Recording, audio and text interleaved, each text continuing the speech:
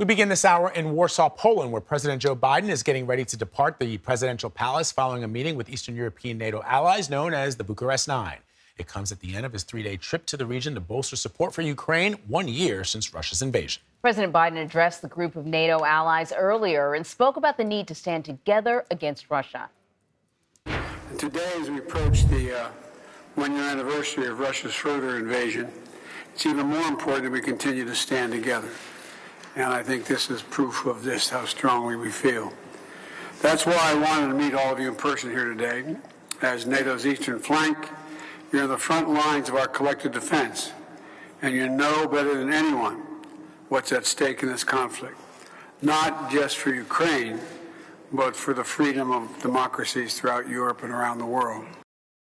CBS News senior White House and political correspondent Ed O'Keefe is traveling with the president, and he joins us now from Warsaw. So, Ed, good to see you, my friend. Why is the president, what is the goal of this meeting with the Bucharest Nine?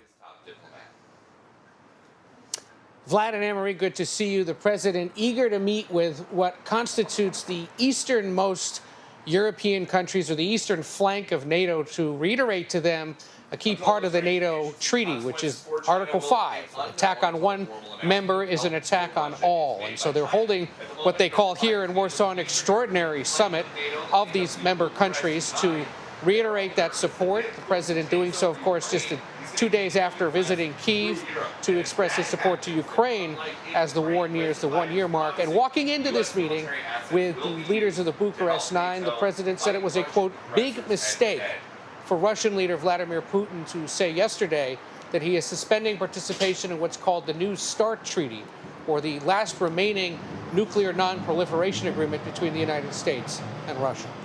I want to talk a little bit more about what the president said. People are probably hearing that other voice there. Often with situations like this, you know, the correspondents are right next to each other, and there's probably somebody talking a little too loud. Yeah. That being said, let's talk about the president's speech yesterday. One of the things that he said, it was that NATO will not be divided and will not tire. Can you talk about the significance of that statement? We are a year in to this war, and I don't think any expert at this point can say what the end will look like or when it will come.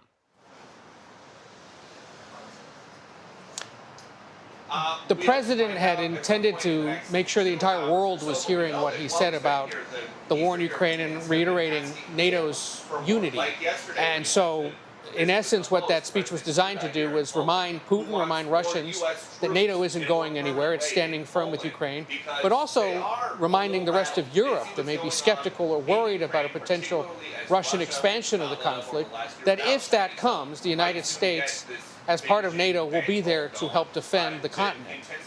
But also, in essence, reminding Americans back home, as opposition or ambivalence grows to this conflict, that we have an obligation as a member of NATO, in what he has called the most critical military alliance we're a part of, to ensure that we defend Europe against potential Russian aggression. So there were multiple audiences, perhaps an audience of one in Moscow, Vladimir Putin, a broader audience around the world, and then, of course, Americans back home. All of it designed to reiterate American support, his commitment to the conflict, and to make clear that no matter how long it takes, U.S. commitment will continue. I want to ask you something, Ed, just taking it back a little bit to yesterday. You know, we are learning now that that Russia launched or test launched an intercontinental ballistic missile kind of before the president's trip. We also learned that Russia was aware that the president was going to Ukraine. I'm wondering if, you know, the fact that Russia was made aware is an indication that despite Vladimir Putin's strong words in his speech and the strong words that we're hearing from President Biden, no one wants an error. No one wants a mistake that, the world can't kind of come back from. Yeah, and it's important to remember that since the Cold War, deconfliction, or making sure that the other side knows that the other side isn't doing something intentionally, has been a key aspect of the U.S.-Russia relationship, no matter how fractured it's been. So the fact that deconfliction was going on over the weekend, the United States telling Russia that the president was going to Ukraine, the Russians telling the Americans we're going to do one of our intercontinental ballistic missile tests. That's been the norm, essentially, since the post-World War II era. And frankly, the United States is relieved that such conversations continue. You've seen in recent weeks, for example, with the spy balloon, concerns that the Chinese don't answer the phone when U.S. military officials call to check in on what exactly are you up to.